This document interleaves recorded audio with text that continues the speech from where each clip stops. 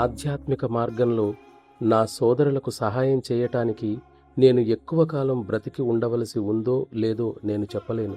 కానీ ఇది మాత్రం నిశ్చయం, ఎవరైనా తమ అంతిమ ధ్యేయం కోసం ఏమీ చేయకుండా కాలాన్ని వృధా చేస్తున్నట్లయితే అది పెద్ద తప్పు. నా అనంతరం నా స్థానంలో మీ అందరికీ నేను చేస్తున్నట్లే ఆధ్యాత్మిక ఉన్నతిని ఇవ్వటానికి ఒకరు నిశ్చయంగా ఉంటారు. అయినప్పటికీ నా జీవితకాలంలోనే మిమ్మల్ని ప్రగతి యొక్క అత్యున్నత శిఖరాగ్రంలో చూడటం నాకు అత్యంత సంతోషదాయకమవుతుంది. మీలో కొందరు తమ సోమరితనపు అలవాట్లను అధిగమించటానికి ప్రయత్నించటం లేదని తెలిసి నేను విచారిస్తున్నాను. ధ్యేయము మీ మనస్సులో ఇప్పటికీ గాఢంగా నాటుకోలేదనే నిజాన్ని ఇది స్పష్టంగా సూచిస్తుంది. అది మీ దృష్టిలో ప్రధానంగా ఉంటే ఈ విషయంలో మీరు మీ కర్తవ్యాన్ని తప్పించుకోవటం అసాధ్యం.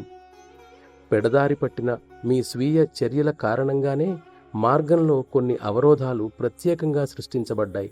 కానీ మీకు మనఃపూర్వకంగా మీ ధ్యేయంపైనే శ్రద్ధ ఉండి ఉంటే ఇవి వాటంతట అవే కరిగిపోతాయి.